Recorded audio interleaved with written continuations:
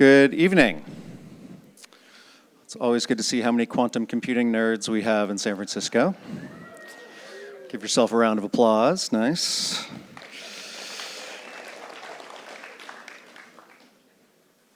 As some of you know, I hope, we have a unique event coming up in October. On October 4th, we're doing our very first member summit, which is actually part of our kind of 20th anniversary year events. And most of the programming for that summit is going to be programmed not by us, but by you, our members. And so we're taking in applications now for an Ignite Talk series, and then there's going to be an unconference part of it where you can just sign up for certain hours and do tables. We will have some presentations from Long Now board and staff as well, but the most of the programming is going to be by you. And so we've got a bunch of great applications for the Ignite Talks so far, but do check your email. We're going to be announcing the ticketing for the member summit coming up soon. I think hopefully in the next week or so. And there'll be a few things on there. You can submit your application to give a talk, and I'd really encourage more females to submit talks. We'd really like to get a good gender balance in our talks for that. And we also have openings for sponsorship of some of the coffees and lunches and dinners for that event. So if you or your company are interested in that, there'll be a link to do that as well. As some of you may also know, we have a new app out so that you can watch all of the back catalog of these talks on iOS devices and Apple TV. So feel free, it's a free app, and it's a great way to get all of these talks while you sit on your couch.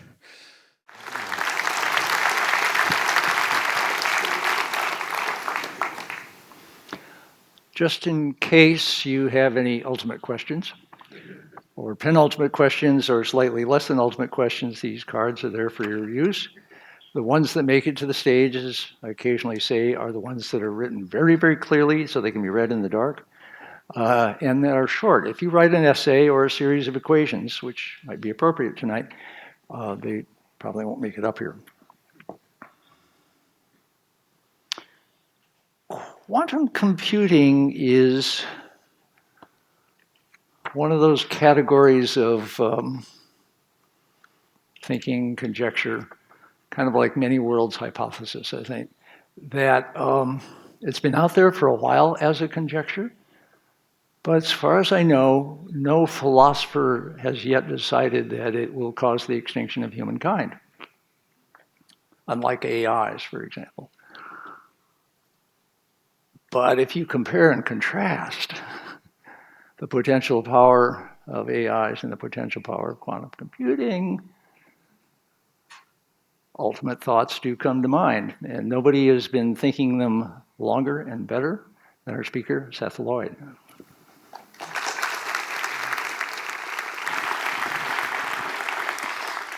Thank you very much, Stuart. I have to say Stuart is an iconic person in my life. In 1970, my parents tossed my brothers and me in a VW van and drove us from Massachusetts out to Bolinas, California, where we spent a year. And so far as I remember, we spent most of the year just looking at the first Whole Earth catalog. Actually, my older brother Ben is here in the audience. He can confirm this. And it opened up this kind of amazing picture. I mean, for those of you who were around in 1970, particularly for those of you who were around in Bolinas in 1970, it was a different world in that time. And it also seemed like it might be a very different world in the future. Alas, a lot of it was more of the same, as it turned out. But this idea that the world might be different is a great one. I do want to do a little shout out to the Long Now Foundation, to Stuart, Danny Hillis, the other people who have made this wonderful foundation. You know, back in the 1920s and 30s, there was a movement called Futurism. And Futurism was a movement of thinkers who were thinking, we're going to redesign the future. In fact, Marinetti, who was one of the main Italian futurists, he wrote a futurist cookbook. I couldn't help but being reminded of it as I walked past many of the fine foodie places in San Francisco today with strange dishes. He had a dish that was ball bearings in white paint. I've eaten things in restaurants that look like that, actually. But futurism is, it was unfortunately associated with fascism, actually. And I think one of the problems is that they were trying to redesign human beings in the image of what they thought the future ought to be, instead of looking at the way that human beings are now and seeing how human beings could be now in the future. So I think it's a fantastic thing that you've started a movement not of futurism, but of nowism. Not Maoism, not Taoism, but nowism. I think this is a wonderful thing, because the way that we are going to actually understand the future is by looking how we live our lives now and what things about the way we might live our lives now may persist in the future. Now, this is a great way to try to think about this, is not to look at all the apps and things that we have right now and see what they're going to be like in the future. We'll have an app for everything, including we will no longer have to go to the bathroom. But rather looking at things in the past as well.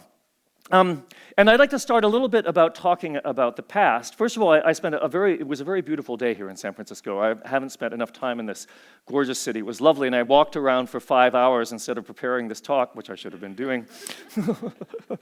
And I turned a corner over by North Beach, and I saw the Golden Gate.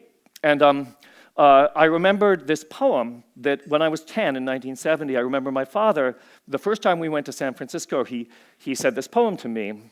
It's by a native son, Robert Frost, and it goes, "Dust always blowing about the town, except when sea fog laid it down, and I was one of the children told some of that blowing dust was gold." Does anybody know this poem here? No. Well, what is it? That's right. All the dust... all the dust the wind did sky up into sorry, now I don't remember. I was only 10, right? Like a god in the sunset sky, but I was one of the children told some of that dust was really gold. Such was life in the Golden Gate. Gold dusted all we drank and ate. But I was one of the children told we all must eat our peck of gold. It shows you that life is different, right? I mean, it is different in that now the streets are paved. But, it's still golden around here. This is a very lovely thing about here. Robert Frost was someone who was speaking about his own life as a child in San Francisco in the 1890s. And many things are still the same. I think we should also think of the sameness of life as well as the difference. So, at the risk of mangling another poem, here's a much older poem. Nel mezzo del cammin di nostra vita mi ritrovai per una selva scura che là drittavi era smarrita.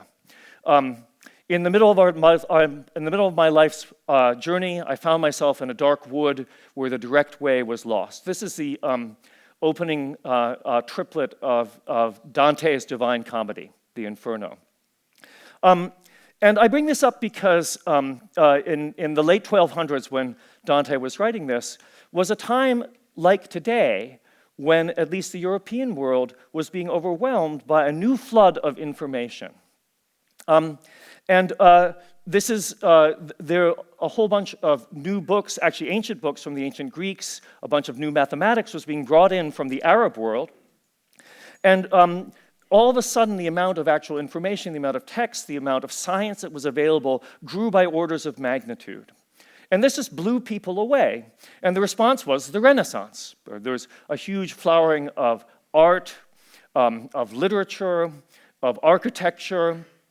People changed fundamentally the way they thought because they were suddenly overwhelmed with new types of information and they had to do something with it. So we are also in such a situation. We're overwhelmed with information of our own making. So Avogadro's number is the number of hydrogen atoms in a 1 gram of hydrogen gas. It's a large number, 6 times 10 to the 23.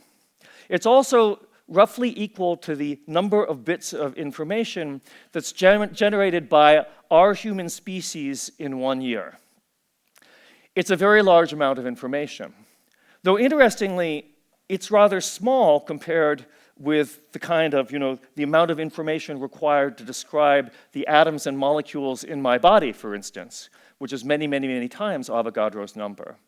So But we're now approaching the kinds of information, amounts of information as a species that are required to describe the microscopic motions of atoms and molecules in a gram of hydrogen.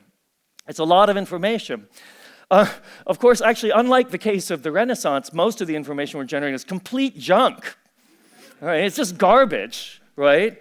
I mean, some weird thing happened, and this happened during our lifetimes. I mean, I think it happened kind of around 1995 or something like that. We went from being hunter-gatherers of information. You know, before that time, it was very hard to find information. I mean, I remember when I first got to MIT in 1994 as a professor, I would go to the depths of the library and take out all these books and like look at old journal articles and try to find new ones. And then, you know, longer ago, people would go on ships, they'd cross the ocean, taking months, risking death, to spend years studying with a person who actually knew what was going on. People would do a lot to find information. Here you've seen my picture of hunter-gatherers of information. You can tell I gave this was from a talk I gave at the Rome Science Festival. So hunter-gatherers in Italian are cacciatori e raccoglitori. I want you to note that, and you probably could tell because of my anatomically correct drawing that I'm being politically correct here. The woman is spearing a zero. The man, with his little beard, is gathering berry-like bits from a tree. No doubt you could tell, but you can see this. This is my idea of a PowerPoint presentation, okay? PowerPoint is Satan, okay? PowerPoint, it's a program made for business people to convince other business people of things that aren't true. So it's very good for scientists. Hey, life is too short for bullet points, you know? So people went from being hunter-gatherers of information to being filter feeders of information, like this ostrika, an oyster, or this balena, this baleen whale. You know, our job now is we're just bombarded by bits right and left. They're coming past us all the time. We've got to somehow filter out the few useful bits from this gigantic stream of information that's blowing by us at all points. I don't think this is better, really. I mean, it's actually kind of a harder job. I mean, luckily there's an app for that, but we don't yet have the Dante app or the Giotto app, at least so far as I can tell. Though now that I've said it, I'm sure somebody's coding it up right now in the audience. So this is kind of a sad thing. Of course, luckily we actually have computers to help us, because not only are computers helping generate these vast quantities of information, they also provide us with means for kind of filtering through it, for finding patterns in the information, for notifying us when, you know, something is very important for us to do, like when Google spies on me so they can sell me stuff that I don't need. They're using all these machine learning algorithms to comb through my entire life history, which they possess, to sell me things that I forgot I even wanted. This is progress, you know? I mean, right, I mean, you know, it's like cell phones, right? You know, cell phones, it used to be that you had the landline, right, and you dial it up and you pick it up and the person on the other side would pick it up, you'd have a crystal clear connection. Hello, how are you, right? Now if like you have a cell phone, like for instance with my daughters who are teenagers, they have a cell phone, a smartphone, so I have to text them to let them know that I'm going to call them. And then I text them, and then I call them, and they might pick up or they might not. If I don't text them, they won't pick up. So then they pick up, and then it's like, hello? You're breaking up. I'm sorry. It's a big improvement. It's so much more efficient these days. Life is just better. Okay. Sorry, I didn't mean to go on too much of a rant about information. But I think, you know, one should also be, I get like being skeptical of the futurists with their fascist tendencies. I think one should be skeptical of the notion that, you know, information and machine learning and having vast quantities of information is going to solve our problems. I believe it's going to create a lot of problems too, already has. Which brings me to the topic that Stuart actually asked me to talk about. Instead of going on a rant about apps and app land, which is quantum computing. So quantum computers are devices that store bits of information on individual atoms, molecules, quanta. And what I'm going to do right now, over the next 20 minutes or so, is I'm going to explain to you how these work. Actually, I don't quite understand how they work because quantum mechanics is intrinsically weird, strange, counterintuitive. I once went to a James Brown concert. Okay, now how many people know who James Brown is here? Okay, thank God. Like, don't know Robert Frost or Dante, but James Brown, yes. Okay. So somebody said to James, and he finished the song, and somebody said, "James, what are you going to play next?" And James said, "I don't know, but whatever it is, it's got to be funky." So anyway, quantum mechanics is kind of the James Brown of physics. It's it's funky. Funky, this is a technical term. It means strange, weird, counterintuitive. So how does this work? Why is it strange, weird, and counterintuitive? So first of all, let's just talk about information. So what is information? Actually, this is a tough question. And I mean, information is, for thousands of years, the word information, which is a Latin word, comes from informare, to give form to something. Information was what you have in sentences and words and paragraphs in speech. It's something that's thought to have meaning. And then a big breakthrough came at the beginning of the 20th century, around 1920s and 1930s. People realized you could measure information. Now, and independent of the meaning that it has. You could measure information, and the unit of information, the smallest amount of information, is a bit, which is a distinction just between two possibilities, 0 or 1, yes or no, true or false. And the amount of information is independent of meaning. This discovery, by the way, was made, the name that's most closely associated with it is that of Claude Shannon, who was at Bell Labs and subsequently a professor at MIT. And Shannon, actually, when he wrote his master's thesis at Harvard, it was the most best-known master's thesis in the 20th century because he showed in his master's thesis how you could construct a digital computer using an electronic circuit. Highly influential. And so the idea that you can quantify information and then you can also talk about how information is processed independently of the meaning was a big breakthrough. I mean, the Comcast guy, when he connects a cable to your house, his job is to make sure that you get 20 megabits per second independently of whether you're watching PBS or whether you're watching porn, right? That's his job. And it doesn't matter what the meaning of the information is, he's just trying to get that amount of information down. So often, the advances are made when we decide we can discard some useless baggage. And in this case, the notion that information has meaning is something we can actually discard, or is at least distinct from whether we can measure it or not. Actually, we shouldn't discard it because, of course, information having meaning is what gives meaning to everything. Okay, but here's another point about information. Information is physical. Information is physical. This is a slogan of a colleague of mine, now deceased, Rolf Landauer from IBM. And what he meant was, it's a slogan, so it's not a theory or something like that. What the idea that information is physical means, well, it could mean several things. One is that whenever we have information, it is actually registered by some physical system. So, for instance, in an electronic computer, information, a bit is registered by a capacitor. A capacitor is like a little bucket for electrons. You put a whole bunch of electrons over here, out of the bucket, that's a 0. You put a whole bunch of electrons on the bucket, that's a 1. And if you go down to the most microscopic level of a single electron transistor, you could have a single electron over here, and you could call that 0, and a single electron over there, you could call that 1. And in fact, you can build transistors of this form. In fact, I'm going to talk a little bit about using these as a basis for quantum computing. So the idea here is that all information is stored on physical systems. And information processing occurs when the form of that information changes. So, for instance, if the electron moves from over here to over there, then the bit flips. It goes from 0 to 1. There's another meaning to this phrase, information is physical, and I'll talk about this bit more at the end of the talk, and that is actually that all physical systems store information. So, an electron's got to be somewhere. though we'll see there's some caveats to that, some quantum caveats, maybe quaviats we should call them. Hey, there's two ways to make things quantum, right? You can take a letter and you can change it into a Q, like you can quantize Google by making it Krugel, right?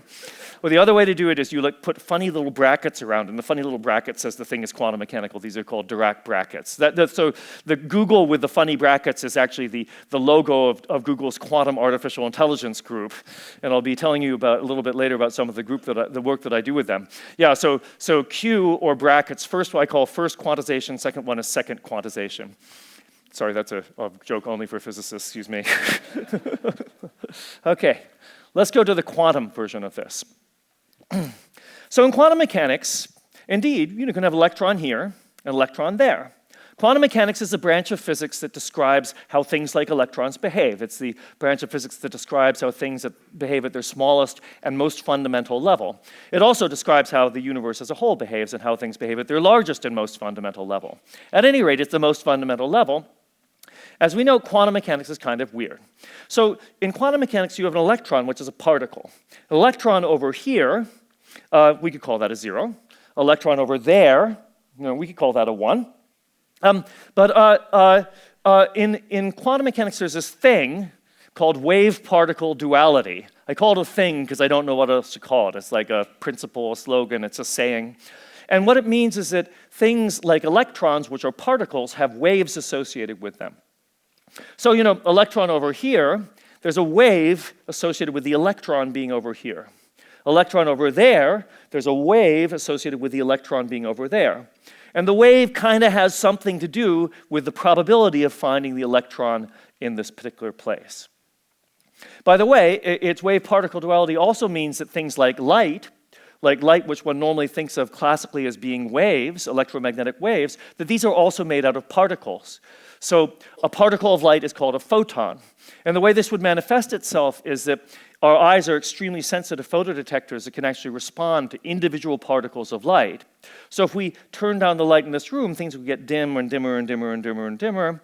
And at a certain point, then rather than just dimming out to nothing, our eyes would be responding to individual photons. So we would see flashes of light, individual flashes of light.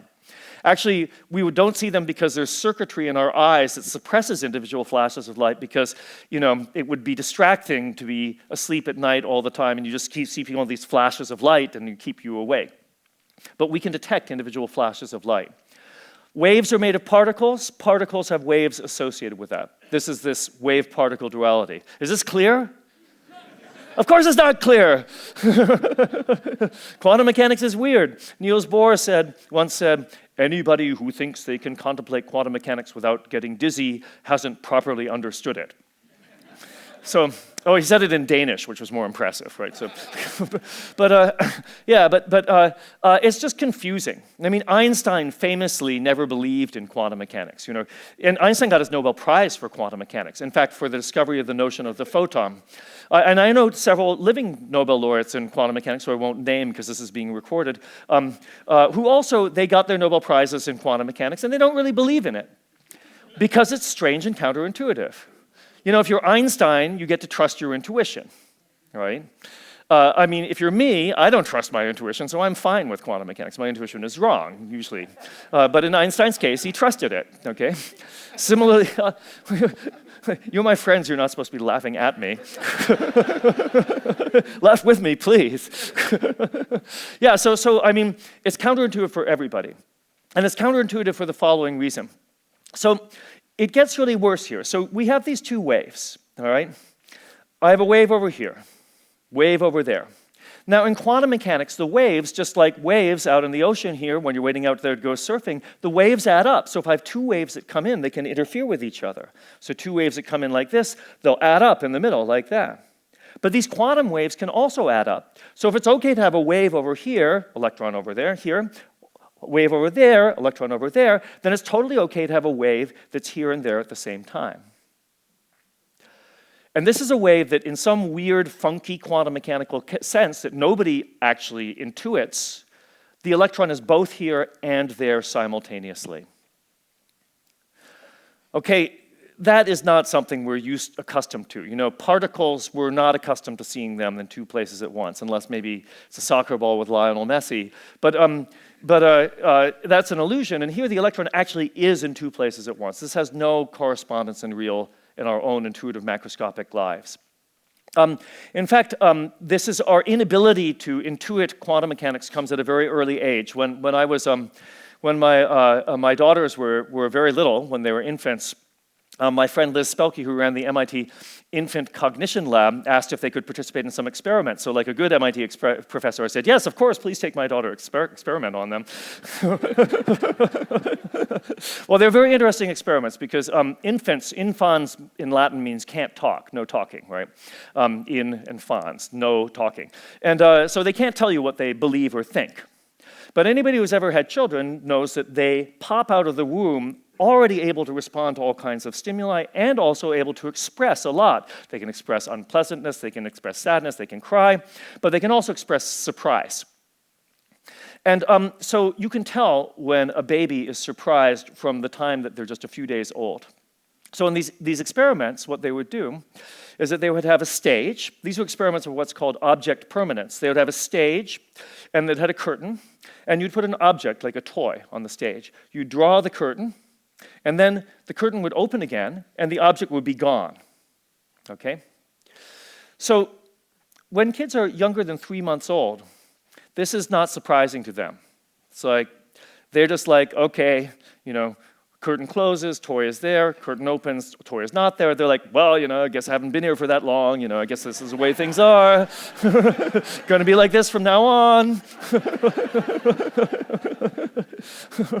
But after 3 months, you know, and this is I've seen in my own children who are being experimented on, after 3 months, you know, toy there, curtain closes, toy gone, curtain opens, you know, toy's not there. The kid's like, hey.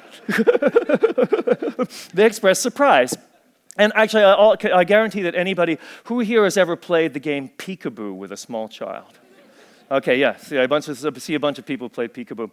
You actually know this. Do you actually know this to be the case? Because if you try to play peekaboo with a kid who is younger than 3 months old, you go like this, right? It's like you cover up your face, and they're like, "Oh, Daddy left the room." And then you open up, peekaboo. Oh, he's back. It's no fun at all, right? So, but after 3 months, and of course in like true MIT professor form, I also got my daughter to demonstrate this to a crowd of people about this size once. But I shouldn't be admitting this on camera. And so you know, you cover up your face, and the child's looking at you, and she's looking at you, and she's looking at you, and you go, peekaboo, and she laughs. She laughs not because she thought you weren't there, but because she knew you were there all along. And when you go peekaboo, you're confirming what she knew. And everybody likes to have what they know confirmed again and again, independent of your political party. I am not going to go down that road. Quantum mechanics, there were weirder things even than quantum mechanics. Let's just put it that way. No, I better stop. Yeah, so your intuition in quantum mechanics, if you're not looking at something, you're not allowed to know that it's not there. So for instance, in this case of this electron that's here and there at the same time, if you were to look at it, it would either show up here or it would show up there. But you're not allowed to use your classical intuition to say, well, it's either here or it's there. By the time that you've established object permanence, your intuition for quantum mechanics is just destroyed, including Einstein's. Sorry, Einstein, that's just the way it is. I mean, Einstein, you know, he was against quantum mechanics his whole life, wasted 20 years at the end of his life trying to make a classical theory. He should have just sucked it up. Anyway, yeah, so are there any questions? Is this clear? It shouldn't be clear. It's just strange. But this is the basis for quantum computing because, you know, on a classical computer, electron over here, 0. Electron over there, 1. Electron cannot be here and there at the same time. It can either be here or there. Quantum computer, electron can be here and there simultaneously. So you can have bits that are simultaneously 0 and 1. And that's just the way it is. Suck it up. So for the last 25 years, I've been working with people to build these kinds of quantum computers and to see what they can do. So let me now move on. And don't worry, the quiz at the end of the class will be multiple choice. Okay. So let's see what this means for computation. So here is my picture of a classical computer, and I'm of the generation where, the first computer I programmed was a PDP-8, where you had to like key in things individually on the keyboard at an Intel 4044 processor at 32K 8-bit words. And you had to feed it in paper tape. Actually, you had to like feed in words to teach it how to read the paper tape reader. And then when it could read the paper tape reader, it could read in instructions to read the teletype, and then you could talk with it. It didn't have a terminal or anything like that. So, but in a classical computer, you feed in basically tape with the strings of 0 and 1s. It churns away and processes it. This is like what my vision of classical computers, my youth with tape drives and things like that. And then having performed a set of logical operations on it using ordinary Boolean logic, ands, or, not operations, copy operations, then it spits out some answer, which is a function of the input. And classical computers doing these logical operations are tremendously powerful. George Boole, who came up with the notion of doing logic using zeros and ones, the distinction between bits back in the 1840s, he wrote this book about using this Boolean logic. He found it was incredibly powerful, being able to do basically all the things that computers can do, right? And he titled this book, "The Laws of Thought." Hey, why not? All right, so what's the difference between a classical computer and a quantum computer? So in a quantum computer, the bits that you're feeding in, these bits will look very spooky. They're like, do you know this? There's this paradox about Schrödinger's cat, which is both alive and dead at the same time. So it's got a wave corresponding to alive, a wave corresponding to dead. Somehow that I'm looking at these bits like a bunch of like malevolent Schrödinger's cats who are being fed into this box. Anyway, these are supposed to signify that these bits are 0 and 1 at the same time. And that means that the inputs are in all possible values. All possible inputs are being fed into this computer. And this quantum computer, because it's doing everything in so-called quantum parallel, it actually processes them, and it treats each possible bit value as an instruction. It calculates all possible values. All possible computations can come out. So this is called quantum parallelism. Quantum parallelism basically means because a qubit, a quantum bit, can take on two values at once, then a quantum computer can do two things at once. So for instance, if the 0 says add 2 plus 2, and 1 says add 3 plus 1, and I put in a qubit, a quantum bit, that is 0 and 1 at the same time, then my quantum computer is adding 2 plus 2 and adding 3 plus 1 at the same time. And this gives quantum computers a actually very large power advantage over classical computers, at least in principle. It's not as large as one might think, because actually the thing is, if you were just to look at the output, you say, oh, just calculate all possible ways of factoring this big number, and you look at the output, you just get some random, the output that corresponds to some random input, and that's not so useful. But if you're sneaky about it, you can make quantum computers do a large number of different things, some of them which are potentially useful or disruptive. The difference is, by the way, there's a metaphor about this, and I remember talking with Kevin Kelly, who was sitting in the front row, about this when I was writing a Scientific American article about quantum computing back in 1995 or something like that. A very useful metaphor like this is, to understand this, is that a classical computer just goes through a sequence of states, one sequence of states. It's kind of like somebody singing plain song, do, no, no, bis, do, mine. But a quantum computer is like a symphony. There are many, many different waves going on at once. This is my feeble imitation, by the way, up here at Beethoven's Fifth Symphony. Sorry, I need someone to sing along with me in order to get the full symphonic effect. But the quantum computer is actually doing many, many lines simultaneously. And the result of the computation comes from the interference of these lines. If you listen to a chord, it has a quality of sound which is very different from just thinking about the individual tones in the chord one by one. So the secret in quantum computation to use this symphonic effect of adding up all these waves that correspond to these different computations in a way that reveals the answer to your problem. That's about as close as I can come with a metaphor, and we're not going to get closer than metaphors because quantum mechanics is weird. The only way I'd understand it is, actually there's a quote from Richard Feynman that says, "I'm sorry to have to tell you this, but if you actually want to understand something about the laws of nature in a more than shallow fashion, you have to learn some math." And in quantum mechanics, this is particularly true because we understand the math of quantum mechanics well. You can develop an intuition for the math about quantum mechanics, and you bet that's all you've got because you don't have an intuition for actually going on. So sorry about that. That's just the way it is. So let's see what quantum computers could do. All right. So quantum parallelism, this ability to do many things at once, there are several quite hard and important problems that quantum computers can actually perform. And they can solve these problems much, much, much more efficiently than classical computers. Perhaps the best known of these is what's called factoring. This was an algorithm due to my colleague Peter Shor from MIT. Factoring lies at the basis of public key cryptography. And public key cryptography lies at the basis of buying junk over the internet. Therefore, it's very important. If Google's going to spy on me to try to convince me to buy junk over the internet, then I damn well be able to buy junk over the internet. So what happens in public key cryptography, when I send my credit card to Sweet Maria's to buy green coffee beans, because my brother and I both like to roast green coffee beans from Sweet Maria's because they're just so much better than buying them at other places, then I send them my credit card number. But before I do that, what happens is Sweet Maria's send me this number, this public key. The public key, I can combine this public key with my credit card number and send it back to Sweet Maria's in a way that only someone who knows the private key, in this case we hope Sweet Maria's, only someone who knows the private key can decode it. And the way this works is you take two large prime numbers, each of about 120 digits long. They're very big prime numbers. They have no factors of their own. Prime numbers are like 3, 5, 2. Do you know the different joke about the different proofs that all numbers are prime? I can tell because I'm a professor of engineering.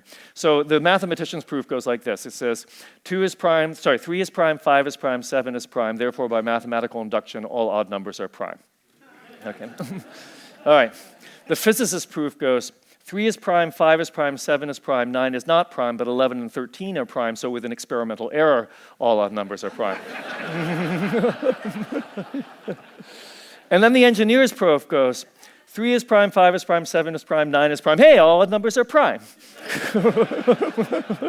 I am a professor of engineering. I'm allowed to tell this joke. Anyway, the public key is the product of these two large prime numbers, which are the secret. This is the unknown secret key. These are prime numbers. So if you gave somebody this public key, this number R, and they could factor it to find P and Q, they could break the code. But no simple classical algorithm can do this. 128-bit numbers is considered to be secure for many decades to come. So, according to classical computation, then you're fine. But even a small quantum computer with on the order of 10,000 bits, able to perform about 1 million operations, would be able to break this code by this kind of symphonic effect. A few years ago, another kind of, this is now we're kind of like just more specifically what they can or can't do. Some of my colleagues and I showed that they could also solve linear equations. If A is a big matrix, B is a big vector, we want to find an unknown vector x. You can find that unknown vector x in time that's logarithmic in the size of the matrix, which is hard to believe, but is nonetheless true. Actually, I'm now descending into geeky jokes, but what the hell, this is a good geeky audience. So when this came out, so basically the result is you can solve an n by n set of linear equations in n variables in time log n. Afterwards, there was a slashdot thread got started on this. And by the way, in my line of work, having a slashdot thread is like one of the most amazing things that can happen to you. It only happens every now and then. That I think there were a bunch of disgruntled systems engineers who were doing slashdot threads, by the way. But somebody down the line says, "Well, hold it. You try to solve an equation in n variables. You do that in log n. You can't even read out the answer in time log n." And the next person said, "You idiot, if you'd read more than log n of the paper, you'd know how they did it." So, so you guys are a good geeky crowd. I'm gonna amp up the geekitude here. This is good. Yeah, this is good. I'm feeling, I better not get too loose here. Okay. Could be dangerous. I might be talking about politics and quantum computing.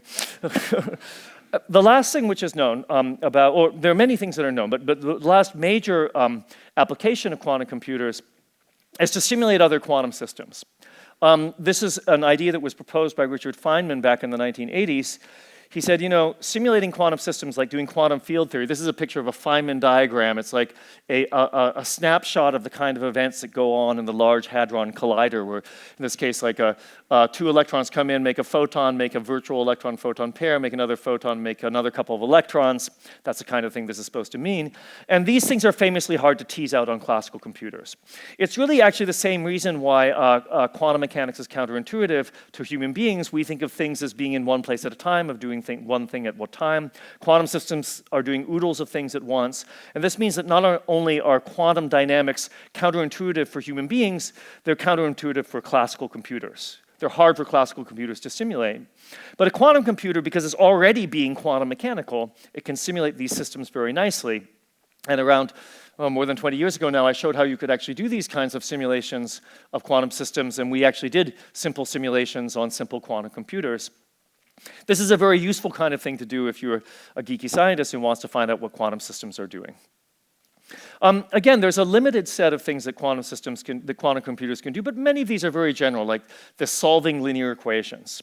The idea here is that basically solving linear equations, you can recast it as a kind of a wave-like problem. And when you can recast something as a wave-like problem, then quantum computers, because they're all about waves, they're all over waves, they know from waves, then they can often do it much, much, much, much faster than a classical computer. And Peter Shor's fundamental insight about factoring was that factoring could be recasted as one of these wave-like problems, and then a quantum computer could actually find these factors. Not all problems can be solved like this, but there's some important and useful, or in the case of factoring, disruptive problems that can be solved like this. Actually, I was, now at the risk of telling more anecdotes, what the heck. So in 1995, I was at the first government meeting at DARPA to discuss funding quantum computing, and this guy named Keith Nelson from the NSA got up. And he's a very sweet guy, Keith Nelson. Actually, I've met many people from the NSA. I must say that I think the NSA gets a bad rap. I mean, Snowden pointed out that they were spying on all of us. Who knew? I can't believe it. I can't believe it. I'm just shocked. I mean, really, come on, look. But that's their job, right? And I know the people at the NSA, they're spying on us to try to protect us from terrorists. And I don't think that they're spying on us to, sell us junk over the internet, at least not yet. Whereas, people like Google and Amazon and Facebook, they're spying on us all the time to sell us junk over the internet. Now, which is more harmful? Like, I guarantee you that right now out there's some terrorist, we'll make him a he, I'm sorry, but there are women terrorists too. We don't want to be sexist about this. This terrorist is looking at his computer, and this pop-up window has come up, and the pop-up window says, you just bought 2 tons of nitrogen-based fertilizer. People who bought 2 tons of nitrogen-based fertilizer are like these detonators. The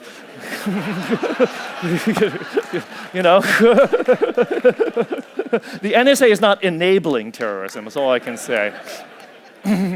Yeah, so Keith got up, and he said, Keith got up and he said, I'm authorized to tell you that the NSA is interested in quantum computing. And then he sat down again. And everybody went, oh my God, somebody from the NSA said something. And it caused such a stir that he got up again and he said, well, I believe I'm authorized to tell you this as well. Of course the NSA is interested in quantum computing because if there were quantum computers, then people could break these codes. And we've been sending out messages using these codes for decades now, and that would mean a whole bunch of information that's supposed to be top secret will now be not secret. And because our primary mission is to protect the secrets of the country, then we would want, actually what we really like is that quantum computers not be possible. But if they are possible, because of our secondary mission, we want the first one. Right, so their secondary mission being, of course, spying on other people. So actually, by the way, this is a great kind of sponsor to have. They call up, they say, how's it going? You say, oh, it's terrible, everything's so decoherent, it's not working at all. They say, great, that's wonderful.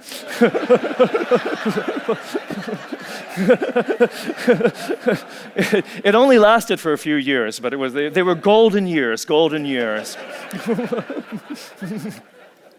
Okay, So, as I'm suggesting, we've been building simple quantum computers since 1994, 1995 or 1996. My claim to one of the reasons I got tenure at MIT is I made the first proposal for how you build a quantum computer back in 1993 by basically taking atoms and zapping them with light in a very, the basic notion is if you take some atoms and you zap them with light in the right fashion, then you can get them to compute.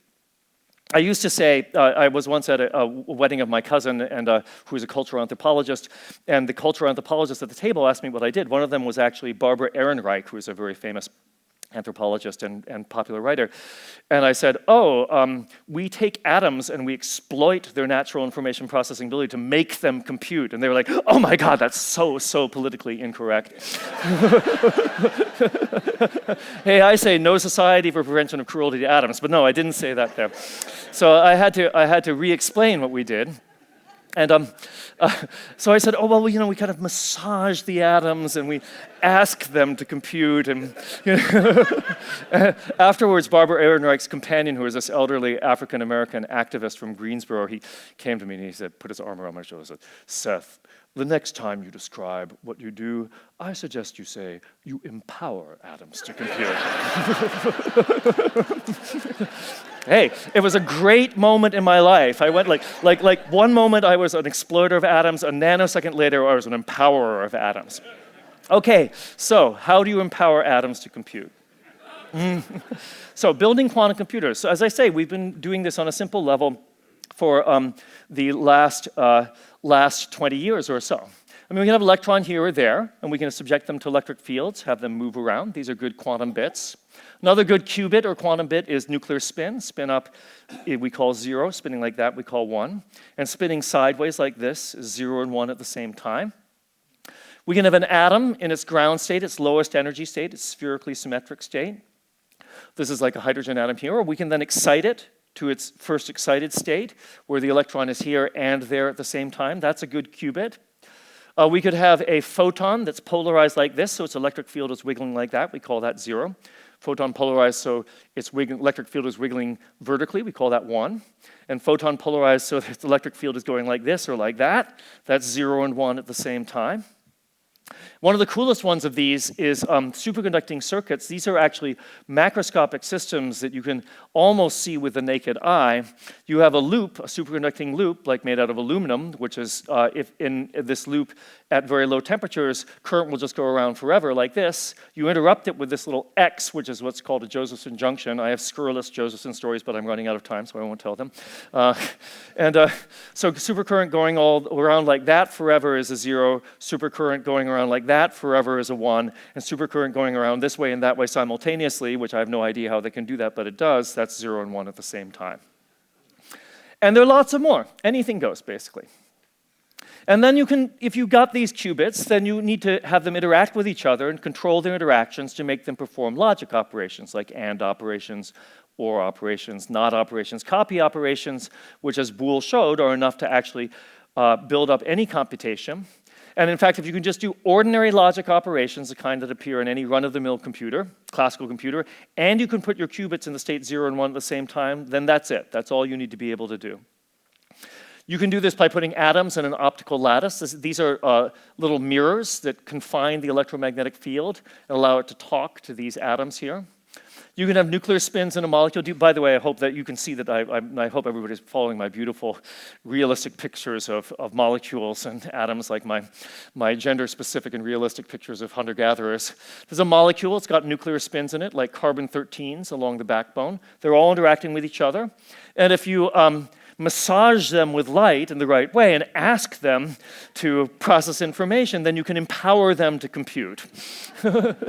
Or you could actually put a bunch of these superconducting quantum bits in integrated circuits. This is actually a very promising method because you can build, it's been shown now that you can build very large-scale integrated circuits with thousands of quantum bits in them. And then you can actually control them this way. And though we've been muddling along from 2 qubits back in 1996 to a few dozen qubits right now, because of advances in the technologies of doing this over the next couple of years, we should have 50 to 5,000 qubits over the next 5 to 10 years. Actually, 50 qubits we're going to have in a year or two. So I think the prognosis is good for actually building larger scale quantum computers. These are still tiny quantum computers.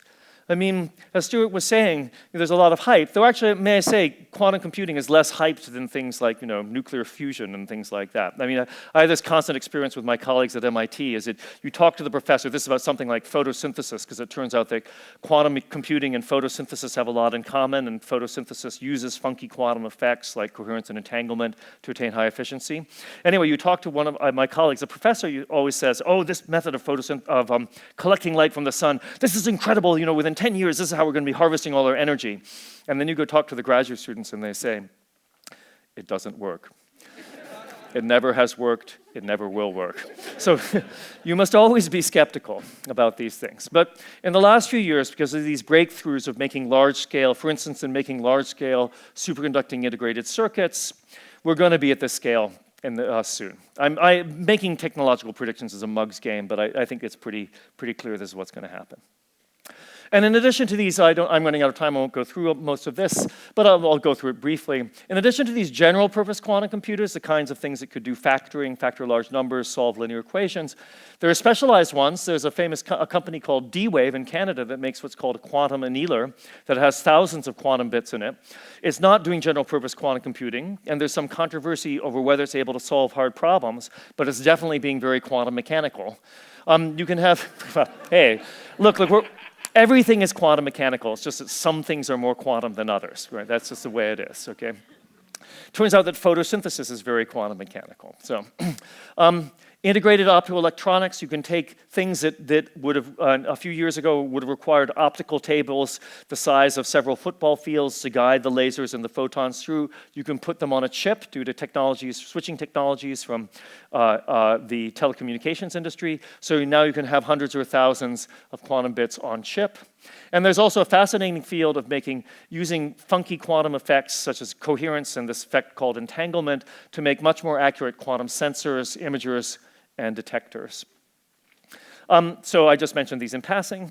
So what are we going to do with these small-scale quantum computers? And this is, I think, what Stuart asked me to talk about. So given that we're not, sorry, I know I'm taking longer, getting distracted, not talking about what you asked me to talk about, but when we have these small-scale quantum computers, say 50 to 500 qubits, forget even about 5,000 quantum bits, which we're going to have soon, we won't be able to factor these large numbers and strike fear into the heart of agencies with 3 letters in their names, assuming that they have hearts, which they don't. But we will be able to do something that's very interesting. This is my own personal take on the most interesting thing to do with these. I mean, quantum simulation, by the way, simulating quantum systems, that's an extremely important application. It's no secret around here that one of the most important applications of computers is machine learning. We were talking about this at the beginning of this talk about using computers to have them apply their computational ability to sort through vast amounts of data, to sift through, and to filter out the most interesting patterns that they can find. This is a very hard problem, which is why places like Google and Amazon and Facebook are paying high salaries for people who know about machine learning. It's just hard to do. Quantum computers could do much better than classical computers for a variety of tasks. I mean, here's a typical kind of machine learning task. You give a whole bunch of samples of handwriting. You say, this is a 5, this is a 5, this is a 5, this is a 7, this is a 7, this is a 7, this is a 7. Now, what are these 3 right here? 5 or 7, right? That's called supervised learning. Or with voice recognition, you say, okay, you want to have something that recognizes people's voice. This is actually a more complex problem because, in fact, what happens in your smartphone, which is actually pretty darn good at voice recognition, it's adaptive and it learns over time from feedback between what you're trying to say and what it thinks you're saying and what you say you're saying. It learns how you're actually speaking. This is a combination of what's called supervised and unsupervised learning. These systems have gotten much better. A few years ago, MIT, around 1998, MIT replaced all their operators with a computer system. Now, 1998, I don't know if you remember, voice recognition sucked. It was terrible. But because some smart-ass electrical engineering or computer science professor convinced the administration, for the next 5 years, you'd have this experience. You'd call up, and you'd say, I'd like to speak with Jane Smith. And a computerized voice would say, now ringing Mary Lefkowitz. If this is not the right number, press 9. Beep. Jane Smith. Now ringing Huo Zhang. Beep. Beep, beep, beep, beep, beep. This lasted for years. But now they're good. They're good. I mean, when back in the 80s when I was a postdoc at Caltech working with Murray Gell-Mann, I went to go visit John Hopfield, who's one of the founders of machine learning. And back at that point, a lot of these algorithms for machine learning had already been developed, but computers were too small, the data sets were too small, and they were just crapping out. And Hopfield said, you know, if we had computers that were 1 million times more powerful and data sets that were 1 billion times bigger, this would work, I swear. He said that. And now we actually have computers that are 1 million times more powerful. Your smartphone is 1 million times more powerful than a supercomputer of the 1980s. And then we have trillions of times the data, more than trillions of times the data. So they're working now. So the kinds of things that you could apply quantum computers to that would actually be much, much faster are things like cluster finding clusters of points together, looking at topological features, like here's a bunch of data, it's got a hole in it, right? Kind of weird because it's actually all holes, but we can tell that it has a hole in it. A hole is a topological feature. It's something that's invariant under distortion. So how do you find that? Or for that matter, financial prediction. You know, are we right here in this little fluctuation, or are we right there? Makes a big difference, right? In terms of how you're going to invest your money. It turns out because of this ability of quantum computers to solve these large sets of linear equations, that they're able actually to do these kinds of analyses much better than classical computers. And even a small-scale quantum computers with a few hundred qubits able to do 10,000 operations could kick serious machine learning butt. Okay, so, and this shows where we are. This is Moore's law. This is the only, people here have probably seen this so many times. You know, back in 1950, we had vacuum tubes. Then the size of the components of computers, of the transistors has been going down steadily, halving in size basically every couple of years. We're right now here, we're at about the 10, 15 nanometer scale for feature size on computers. At the same time, you know, the little quantum computers we've been building, we started at the atomic scale, empowering atoms to compute. That was actually back in the days when we were exploiting them, but around here we started empowering them. So Moore's law is not broken down yet, but pieces of it are breaking down. The clock speed of computers have topped out at a few gigahertz about 10 years ago. Otherwise, if you try to run them faster, you melt the chip. The component size is getting down. Basically, we're kind of forced to go and look at the atomic scale for building these devices. And I think that we're going to have a good shot at doing it. As I say, we've already been doing it for decades now. The question is now whether we can build large-scale integrated quantum computers. Okay, so Stuart's looking nervous there. So, oh no, he's okay? Oh, you were just looking at your watch. He's got an important date. Okay, all right. So it's okay if I don't rush it. Okay, good. I'll keep on going. But I'll be done soon. Okay. So at any rate, I haven't tried to convince you that quantum computers are going to be the next best thing since sliced bread. In fact, even if everything that I say were to succeed, and I don't know if it's going to succeed, I've just given you my opinion, which could easily be wrong. See the part about my intuition earlier on, about what's likely to happen with these quantum computers over the next few years. You may note that these are problems they're going to solve are not the kinds of things that are completely going to transform what we're going to do. But they could make a big difference in how we're processing information in ways that are important to us, like, for instance, in machine learning. And the things that are important to me, like finding out how quantum systems and other physical systems behave. And in effect, you know, quantum computers, if you actually look at what drives Moore's law, it's not just like, oh, people are building transistors smaller and smaller. There's a whole bunch of Moore's law basically for instrumentation and control. More precision about making the wires, better precision on the lithography, electron lithography, being able to actually position the stages on which the chips are sitting down to the sub-nanometer scale. That's extremely important. All these advances have been going along that have made Moore's law like this, and these are the same advances in precision instrumentation and precision control that make quantum computing possible. So I think we're in a good space for quantum computing. Not gonna, you know, just completely, you wouldn't want to run Word on a quantum computer. In fact, it would be an insult to the quantum computer. Sorry, I shouldn't, I already slagged off on Microsoft earlier today. I should, that's enough. I need to go on other people. How about open source? No. Quantum open source. It's a good idea, actually. Anyway, yeah, I have no more quaps to give you here. Sorry, quantum apps. So let's move back. Let me finish off by moving back to the larger scale. So you recognize, because now the typeface has changed, that I'm now back at the big picture here. So what's going on here? What's going on, and this is something I basically discovered by trying to learn how to build quantum computers when I started doing this about 2.5 decades ago, is that basically anything can store information. All atoms, all molecules store information. And quantum mechanics has this neat feature that in addition to having this wave-like nature, it makes the universe digital at bottom. So that every elementary particle, its spin registers a bit of information, a quantum bit. The polarization of a photon registers a quantum bit. Electron here or electron there, that registers a bit of information. These register bits of information. Every elementary particle, every atom, every molecule carries around with it bits of information. Actually, this has been known for 150 years because the information required to describe the motions of atoms and molecules in a gas is what we call entropy. It's this funny quantity that basically measures the disorder in a system. But it's information effectively registered by the atoms and molecules. And actually, when these particles move and interact, then these bits flip. So 0 particle over here, electron over here, moves over here, 0 goes to 1, the bit flips. 2 particles holding bits of information on their spins, they bonk off of each other, their spins flip, then they're performing more complicated logic operations. But these bits are flipping no matter what. So, when we're building quantum computers, we're not exploiting them to make them compute. We're basically taking their natural information processing ability, and by massaging them in the right way, we're empowering these atoms and elementary particles to compute. They were already effectively computing. We're just getting them to do a different kind of computation by asking them very nicely from the one that they were doing before. I'm protecting myself here. Okay.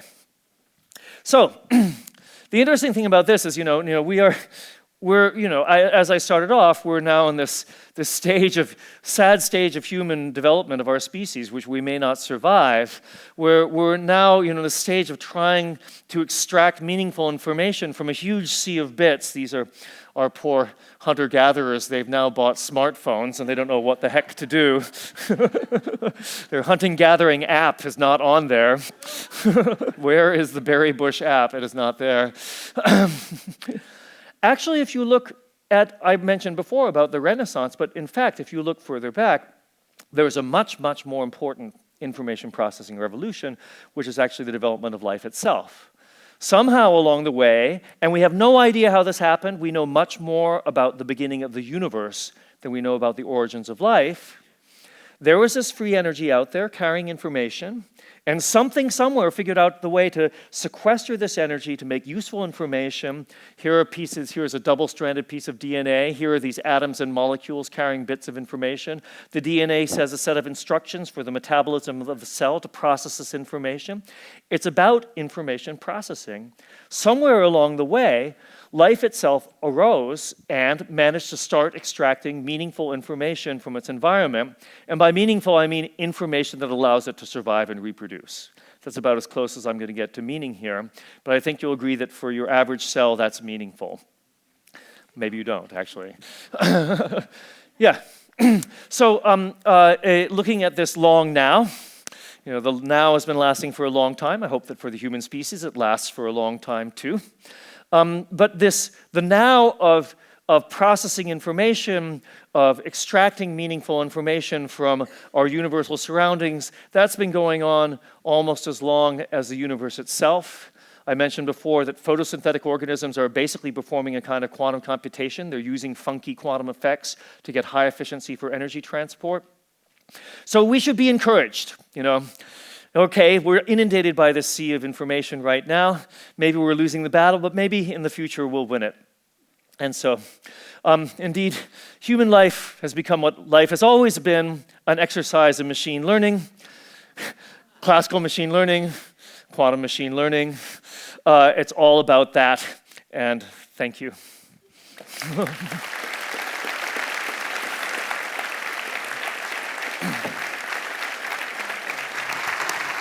There you go. Have a seat. Thank you. I'm going to get my water.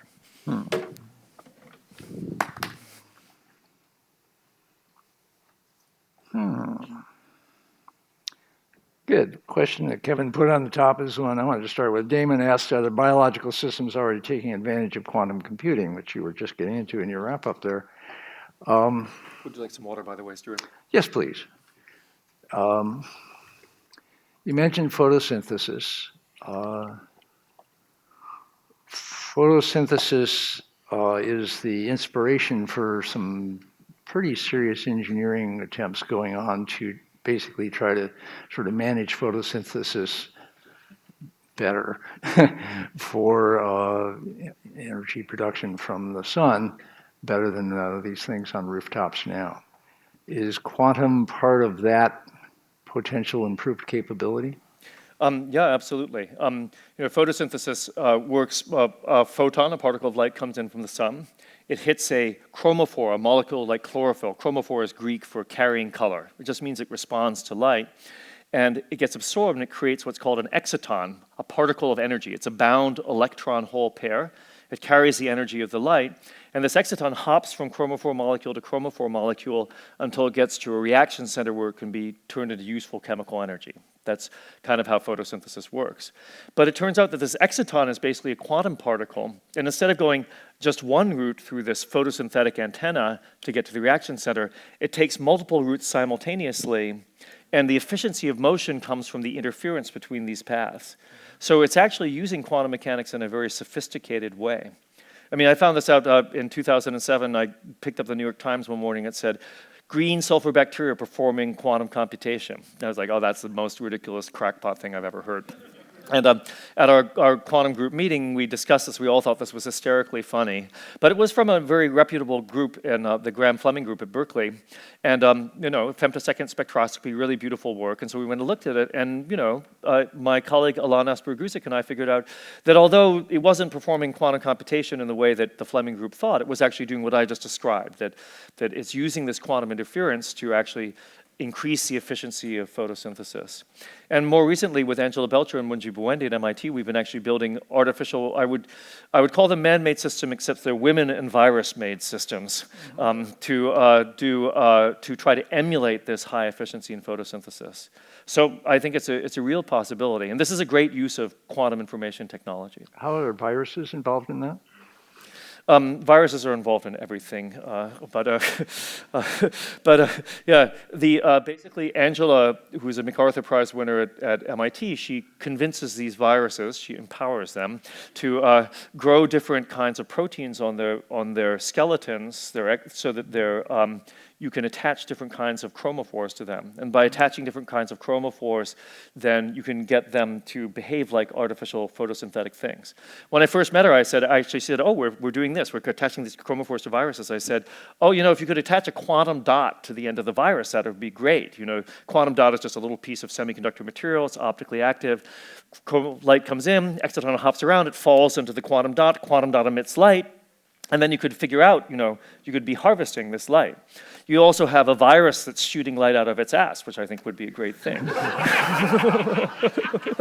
I said this to a BBC reporter. She said, no, Seth, it's like, comes out of the top. It's a magic wand.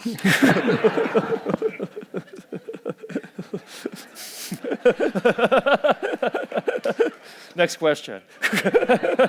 Let's move on quickly. I'm a biologist. Viruses don't have asses. Yeah, how do you know which end? That's a good question. I should have brought that up. A lot of these things come to efficiency. Kevin Kelly's question is, how energy efficient is quantum computing? You were sort of suggesting as we got into this that the classical computation is energetically pretty demanding. Is this going to be a big step function in terms of just a little less energy for a lot more computation? Yeah, that's a very interesting question. So actually, at the level of sort of individual spins flipping or electrons moving from here and there, quantum computers are extremely energy efficient. In fact, you can derive the minimum amount of energy you need to move an electron from here to there in a particular time, and quantum computers saturate these physical bounds. So at the kind of on-chip level, the quantum computers are extremely efficient. However, to control them, to zap them with lasers or with microwave pulses to make them behave in this fashion, that still takes a fair amount of energy. However, the on-chip dissipation in quantum computers is extremely tiny. There are lessons perhaps to be learned for just classical computation to minimize on-chip dissipation just for classical computation. Okay.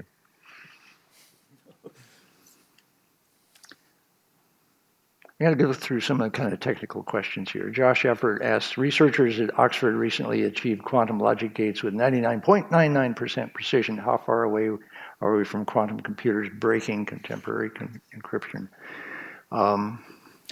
Yeah. And presumably, the NSA wants the first, as you said, and when will they get the first? Well, actually, yeah, so probably a good sign they're about to get there is if my colleagues or me start to disappear. Suddenly you can't find me any longer. That might be a sign that they're getting close.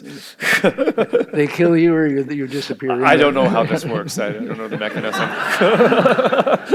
Yeah, but that's a very good question. So this is one of the reasons why I'm confident, pretty confident that we're going to have medium-scale quantum computers in the near future, is that people now can make these logic gates with 99.999% efficiency, which is more than one needs to make a large-scale quantum computer if you can do that many, many, many billions of times over.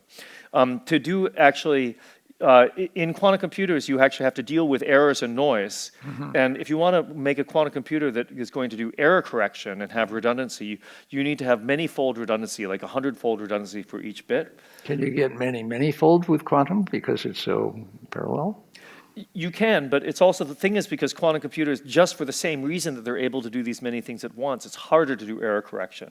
Like in classical error correction, if you have threefold redundancy, like 000, 111, those are your codes for 0 and 1. So if one bit gets flipped, you can correct 1/3 of the errors, errors that are like 1/3 of the time.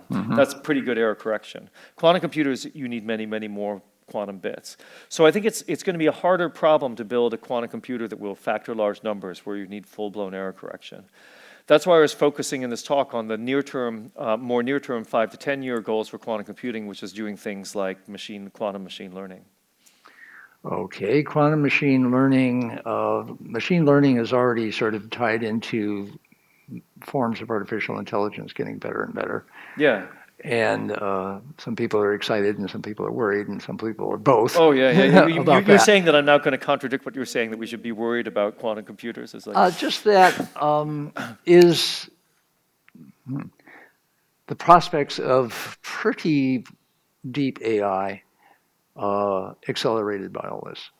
Well, yes, it is potentially accelerated by this. But can I just say this? I mean, I know Stephen Hawking is a really smart guy and Elon Musk is a well-known guy, but the fact that they believe we're about other fields, right? The fact that they believe we're about to be taken over by giant neural networks is just, I'm sorry, that's just not going to happen. I mean, it's like, maybe we should worry about it, but it's not going to happen. I mean, actually, in fact, when you talk to people in brain and cognitive sciences, in fact, if we look at what's going on in the brain, it turns out what's going on in the brain is much, much more complicated and varied and detailed than what's going on in these large-scale neural networks. And they're not going to actually start thinking like human beings, which is maybe a good thing, given the political process. No, sorry. So I don't think one should be worried about that. But I mean, if you look at the quantum versions... We should be excited about it. So what should we be excited about, given all this? Well, so let's look at there's this thing called deep learning. I'm sure people have heard of deep learning here. I only heard about deep learning a few years ago when we started to do this quantum machine learning. And at first I was really excited. It's like, wow, now like artificial intelligence is going to tell us deep things like, truths about love and life and, happiness. And then it turned out it was just deep learning is just this like a neural network with many layers, which can recognize handwriting a lot better. So, and other things as well. I mean, I don't mean to, it's great, it's a wonderful thing if you look at the stuff. I mean, working with the Google Quantum Artificial Intelligence group with Hartmut Nevin there, who's one of the main feature people in deep learning, they can do remarkable things. And doing the quantum version of this, deep quantum learning, which we have to do just because deep quantum learning sounds so cool. Oh, yeah. That's a good reason to do things, by the way, because you can.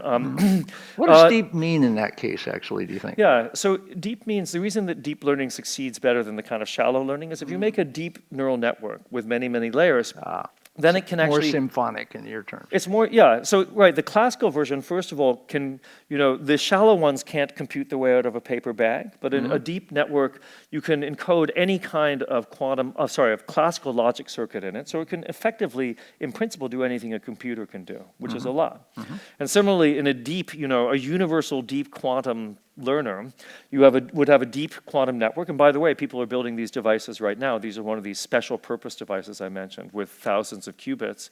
Then it could actually do anything a quantum computer could do. So in the same way that quantum systems can generate patterns that are weird and strange and funky and counterintuitive, and we can't generate them classically, then maybe these quantum computers can also learn patterns that are strange and funky that we can't learn classically. So hence you're and other people saying that quantum can help learn about quantum. I mean, that was sort of a Feynman's point back when. It can help learn about quantum. Maybe it could also help learn about, I don't know, life, love, truth, happiness. Well, yeah, and beyond 42. But the biology is fraught and has been fraught and is showing signs of being fraught almost forever, so that ecology is not a predictive science. It's an observational science. There's no equations that hold up. The brain is still pretty much, you have cartoon neuronal networks, but they are cartoons compared to what's in here. We have a question in here about brain and quantum, which I'll get to in a minute. The immune system. I mean, all these biological systems defy analysis because of the levels of complexity. Is quantum going to be a window into that? Well, I mean, I think there's a good reason why these systems defy analysis. Say why. Well, so it's actually one of the reasons why human beings are often mysterious to each other and why we're often mysterious to ourselves. So in Alan Turing's original paper about Turing machines, which are the archetypical idea of a digital computer, he was trying to understand what's called the halting problem, the Gödel's incompleteness theorem, which is this deep piece of logic which is hard to understand, that basically says when you have the capacity for self-reference, then you can no longer understand what you're going to do or predict what you're going to do.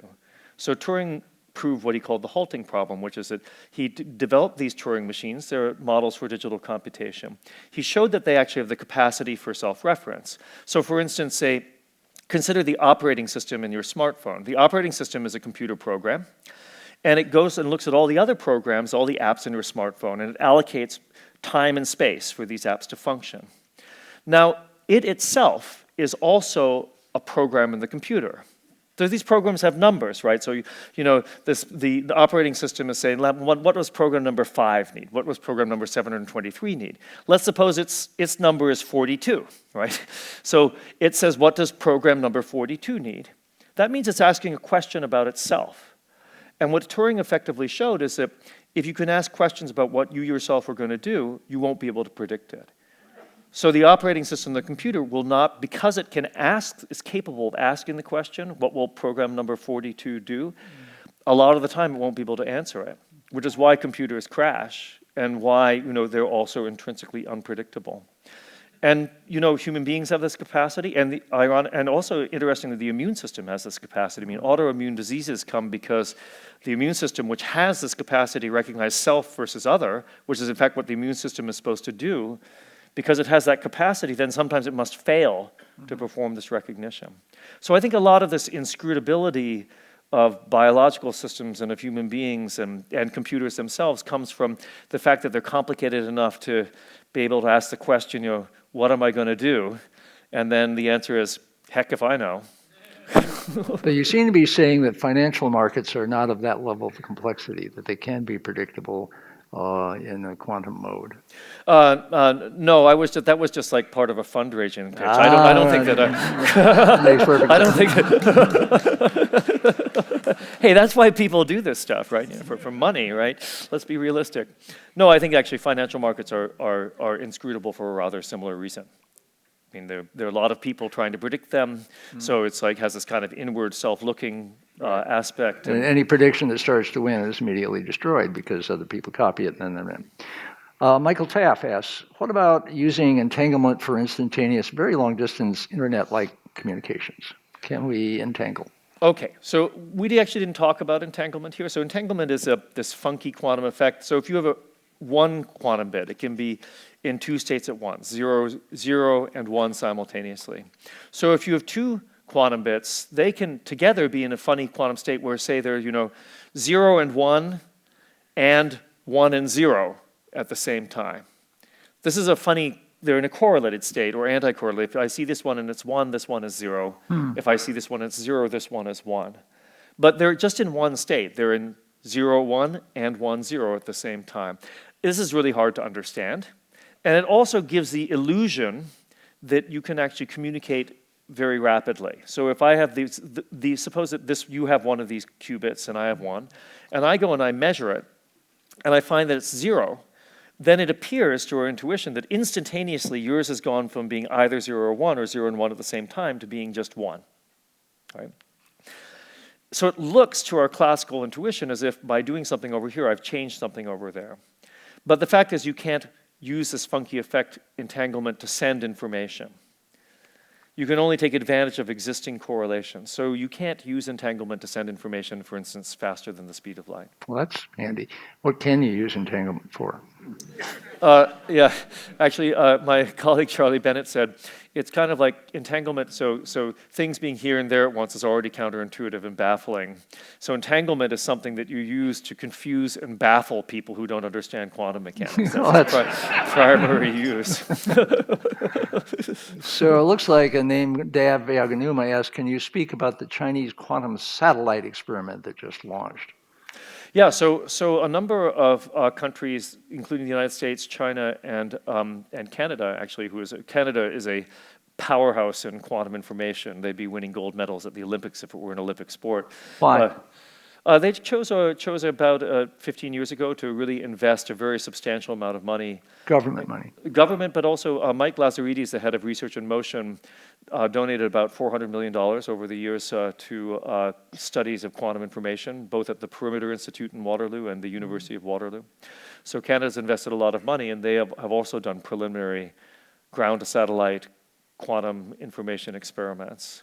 So yeah, this is actually there's a kind of sadly or unfortunately named feature in quantum mechanics called quantum supremacy. I know this is so politically incorrect. I can't believe it. So the idea, but it's an interesting notion. It's this idea that a quantum mechanical system can generate events with probabilities that no classical system could do. And then somebody unfortunately called this quantum supremacy, that the quantum system. Right. Yeah, of course, it could have the advantage, like if Trump is elected president, well, then we could say we need to restore America's quantum supremacy by investing in quantum information. But in which case you're cool. Yeah, we're good, right? We're good to go. Yeah, so so these experiments are very interesting. So they're trying to distribute entanglement, this long-distance funky quantum correlation, from ground up to satellite. So up from ground up to many miles up above the atmosphere. Actually, the hardest part is going through the atmosphere because the atmosphere is the most absorptive part. Once you get above like 10 miles, actually, there's almost no clear absorption. Sailing from there on, right? Yeah. So basically, you take a laser, you send a photon through a little like a funky, nice, cool-looking colored crystal, and a photon will then split into two photons, each with half the energy, and these two photons are entangled with each other. And then you can keep one of them around in like a fiber optic cable and send the other one up to a satellite, and you can establish entanglement over many, many miles. Actually, people have been doing this routinely over distances of hundreds of kilometers already, like between different Canary Islands and things like that. So, yeah, so it's a perfectly doable thing. Once you do it, you can use it to do things like quantum cryptography to establish secret keys, sending them up to the satellites. Can you do, one of the things I noticed with the institute you're mostly doing in Cambridge now is things like sensing. What is sensor capabilities expanded by all this? Yeah, so actually entanglement, so I guess I was kind of saying there are much more useful uses of entanglement than just baffling people. Oh, okay, so, you're about to spell some out. Yeah, so in fact, when you take these states, these entangled states of light, and you can use them to do the following funky thing, which is that if I want to, say, detect something that's out there, say there's an object out there, there's not an object out there. So I send one of these photons out. If there's no object, it just goes away forever. If there's some object, it bounces back with some tiny probability. And there's also a bunch of noise around. Then you can look at the photons that are coming back and say, are you entangled with the photon I kept here? And it turns out that if the answer is yes, then it's much more likely to be the photon you sent out. So you can enhance the so-called signal-to-noise ratio of this measurement by many factors of 10 or 100,000 by using these entangled photons. Applications of this might be what? Well, I mean, long-distance imaging. I mean, long-distance detection of things, places with names like DARPA and are interested in that kind of thing. What else? What other kinds of things can you do with this sort of precision? Actually, you can use it for microscopy. So and it would be quite useful for medical imaging in the sense that optical medical imaging is hard because my skin is opaque, right? So people do use optical imaging, but you have to be worried about if you put in too much laser light, then you'll damage the tissue. If you can enhance the signal-to-noise ratio by 100,000, then you can use only 0.01% of the number of photons to do the same kind of detection. So you could do less invasive optical imaging. That's the kind of thing that I mean, I don't know. What do you think? What should we do with it? Well, I mean, it's open to anybody. You've got this well-funded institute, and it's sort of doing quantum computing, but it's doing quantum other stuff. Say more about this range of other stuff that you see coming. Well, actually, this kind of look. I said before, everything is quantum mechanical, but some things are more quantum mechanical than others. If you look at things like sensing and communication, or making atomic clocks, right? So the world's most accurate clock, in fact, the world's most accurate measurement device is Dave Wineland's quantum logic atomic clock at the National Institute of Standards and Technology, NIST, in Boulder. And it operates by using entanglement between electron spins and between electronic states, the states of atoms. It exchanges it back and forth, and so it can build an atomic clock that that would lose a tiny fraction of a second in the age of the universe. It's by, it was when they built it, it was again 100,000 times more precise and accurate than the previous atomic clocks. And this is actually just using these funky quantum effects like entanglement. And that kind of stuff makes GPS work better, makes everything work better to have that extra level of capability, right? Yeah, well, I mean, actually, it's so accurate. In fact, it's atomic clocks are extremely important for things like GPS. You couldn't have GPS without atomic clocks because you need to measure the timing of signals that are going from satellites to you to within a billionth of a second. A billionth of a second is light travels about that distance in a billionth of a second, a third of a meter. And so to measure your distance to this kind of accuracy, you need to have clocks that can measure out time to a billionth of a second, and those are atomic clocks. Now these optical frequency atomic clocks, this quantum logic atomic clocks, measures out time to within an accuracy of a femtosecond. So a billionth of a second is 10 to the minus 9th second. Now these are 10 to the minus 15 seconds, so they're a million times more accurate. So that you could actually measure, your distance to within a micron, or something like that, a millionth of a meter. Actually, they're so accurate that it's kind of a problem because they can detect one of the most faintest signals of general relativity is the gravitational redshift, which says that if a clock's in a gravitational field, it will slow down. And so if they raise the clock up by this much, it will detect the fact that the gravitational field of the Earth is very slightly less strong at this level than it is at that level. I mean, maybe it's a little too precise. It's not for everybody. That's the holy shit cackle. I just heard it go around. I mean, it wasn't in the original Whole Earth catalog, but in the new version, Yeah. A couple of years ago, you did a book. I think it was called Programming the Universe. Yeah. Which suggested that the universe is a quantum computer in a sense. Do you still hold to that? Yeah, I mean, I actually don't. I don't suggest it. I just simply declare it. I mean, it's. I mean, it's demonstrably true. Look, here's the evidence. I mean, this is really just a technical question. I mean, either a system is capable of universal computation or it's not. Okay, so universal computation has a technical definition. It means it can do whatever a digital computer can do or a Turing machine with potentially infinitely extensible memory. Okay, so it's a technical definition. Now, the laws of physics are quantum mechanical, and they're capable of computation. I mean, I have a computer, for God's sake, it's computing. Actually, that's your computer. I'll take it with me when I go, by the way. Yeah, I mean, so they support universal computation. The laws of physics support universal computation, and they're doing it in a quantum mechanical way, because quantum mechanics is what guarantees the stability of atoms, the existence of elementary particles, the fact that we have molecules that undergo chemical reactions. It's all quantum mechanical. So the universe is quantum mechanical, and it's performing universal computation. It's performing computation in a quantum mechanical fashion. I rest my case. I mean, I don't really see why it's an argument. So will quantum computers help us grok the universe?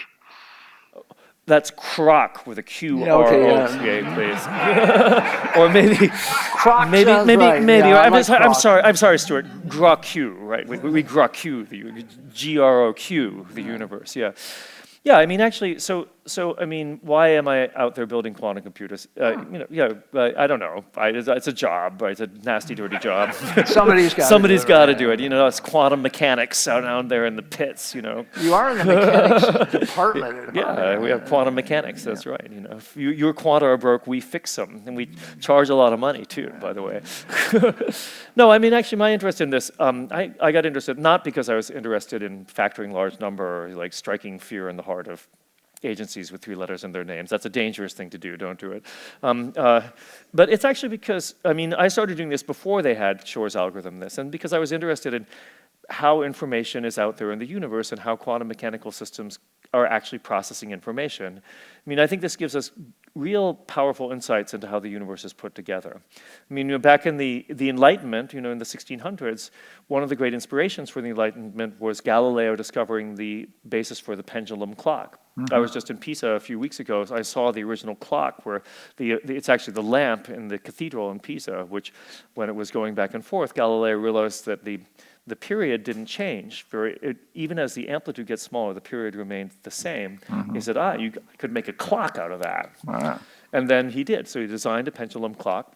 And it was such a remarkable thing, and it had such a transformative effect on society because, the notion that you could actually tick out time on the level of seconds rather than figuring out time passing on the level of hours was actually quite amazing. So that's a case where precision changes everything. Increase in precision changes everything. It changes a great deal. And also, but it had such a powerful effect on people's minds. They said, let's think of the world as if it were clockwork.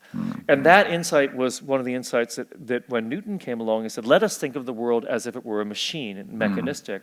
And we know how machines behave. They obey these regular laws, F equals ma. Galileo's law for motion, for gravitational motion. Let's think of the universe as a machine and see what comes out. And what came out was all of physics. That was a very powerful, even if it's just a metaphor, it's a very powerful metaphor. So now we actually have in the 21st century, that was the 20th century when I started, then we have another machine, which is a computer, which is a powerful way of understanding what's going on. But to understand what's really going on, we know that the world is quantum mechanical. So if we want to understand things in terms of information processing at its most fundamental level, we have to think of quantum information processing. We have to think of quantum computation. So I actually regard these quantum computers as, in fact, as devices that help us to understand what's going on at the most fundamental level.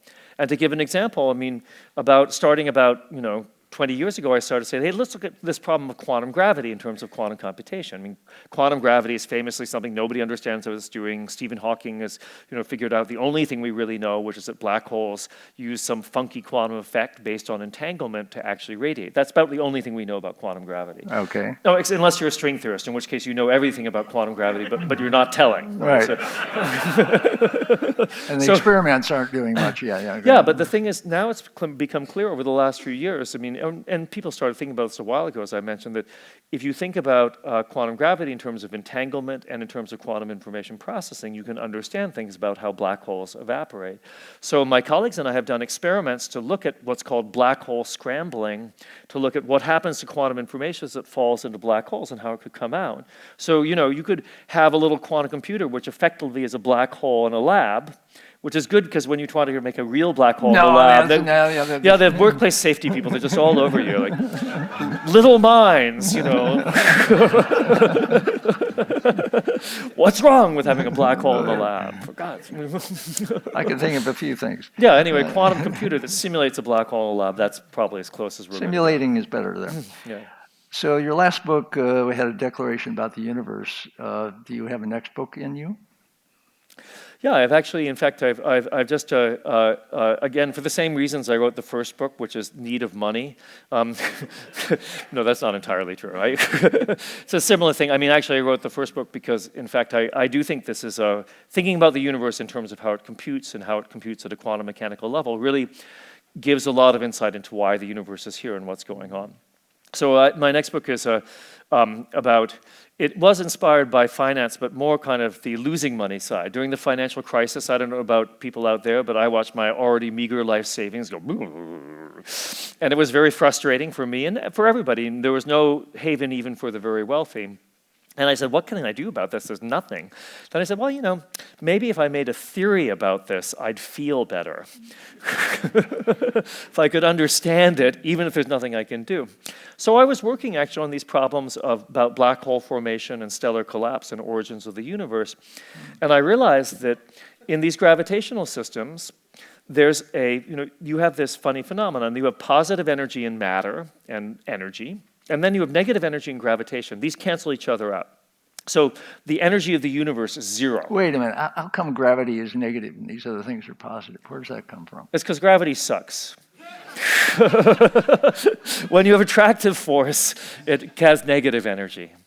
Not in the kind of sense like, whoa, your negative energy is really turning me off. Yeah, yeah. Bringing us down. Not in that sense. But just like you measure energy and it's negative. Okay. So it's negative, and then Newton, this is in Newton, I mean, it's like Newtonian gravity, the attractive energy of the gravitational field is negative, kinetic energy of matter and stars is positive. Okay. And even in Newtonian gravity, the energy of the universe is exactly zero. Okay. And the negative energy counterbalances, in the gravitation counterbalances positive energy in matter.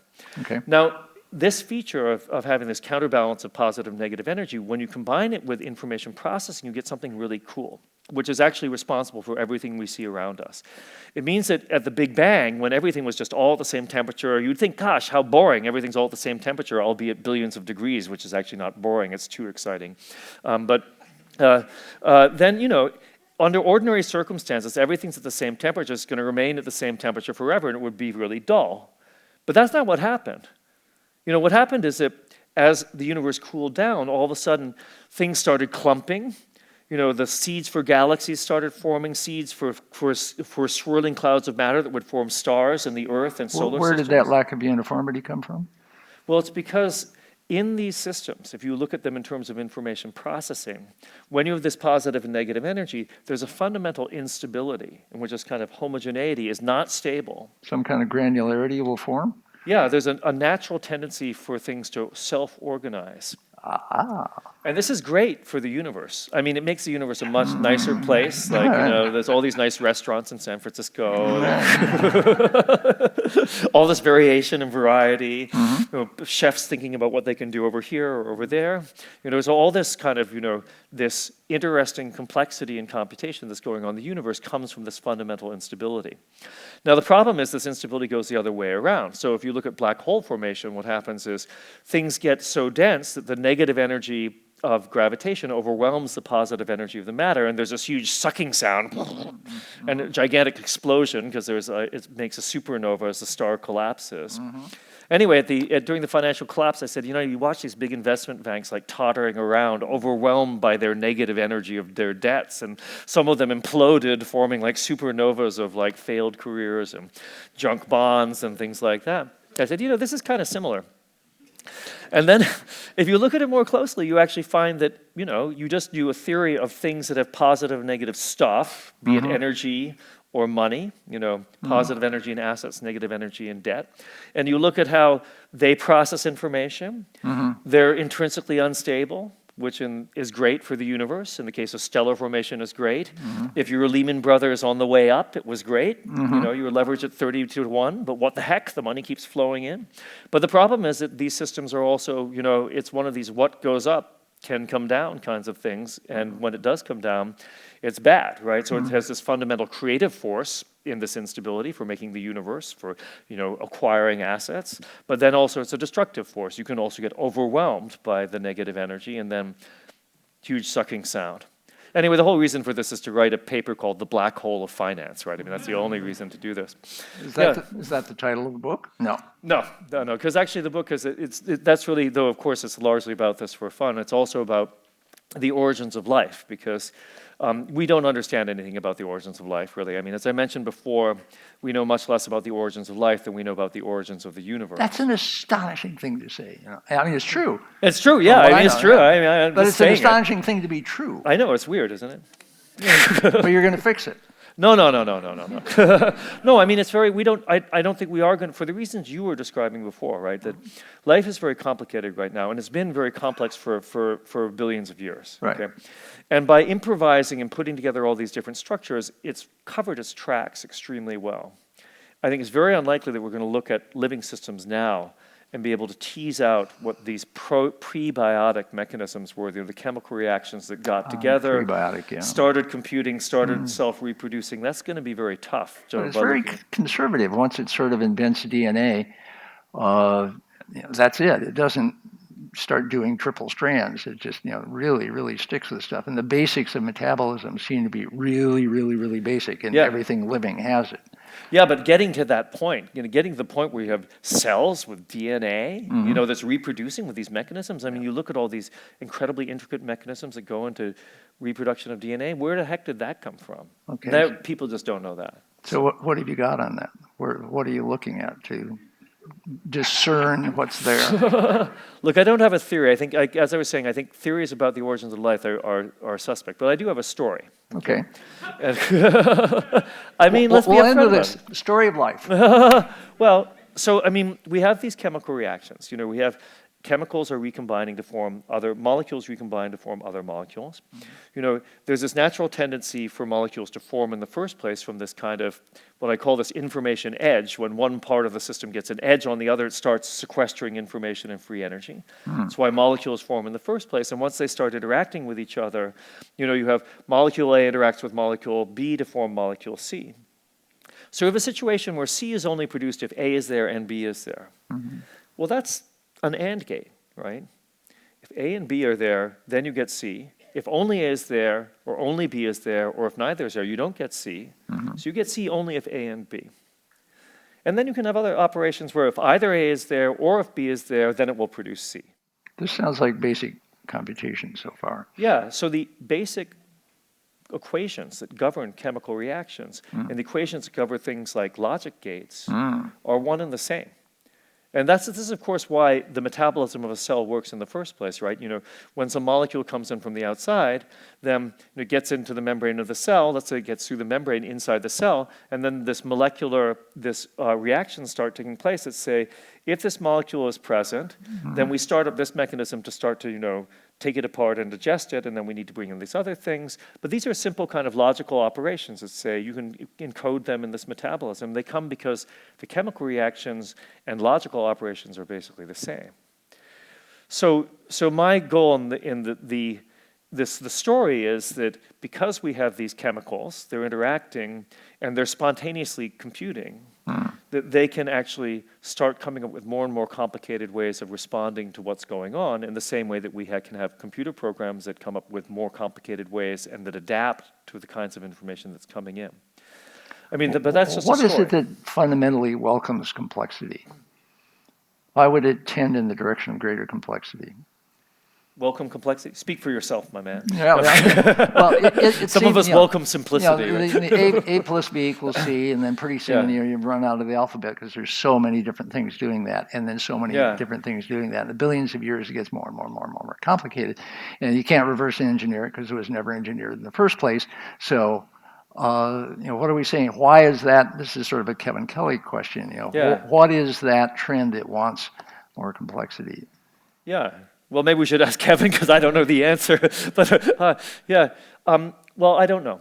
But there are tantalizing hints about this, right? So we do know that if you take these kinds of logical operations, as Boole showed, 170 years ago, You can build up any arbitrarily complicated transformations of information out of, and, or, not, and copy operations. We also know that very simple sets of chemical reactions, when put together, can build up sequences of and, or, not, and copy operations. So, and then, it could be, and again, now this is storytelling time here, but, so suppose they're performing some simple set of operations, and then you have stimuli from the environment. Now what you need is something that says, okay, the ones that are better at maintaining themselves against stimuli in the environment, those are the ones that actually keep on going. Right. The ones that just dissipate into nothingness upon the stimuli in the environment, those aren't around any longer. Now you have adaptation, and adaptation in a system that's capable of generating greater complexity. I mean, it sounds nice. I mean, you haven't fallen asleep yet. No, I didn't. None of us have. Though a good bedtime story is a good story, too. Well, if math and physics and astrophysics and the understanding of life all converge, which is what we're talking about here, this is one bodacious renaissance we're in the thick of. That would be a true renaissance. I mean, I'm still waiting for the second renaissance to come around. I think apps alone are not going to cut it, but I think human beings, may be empowered by apps. Well, thank you for bringing on the renaissance. Thank you. And thank you.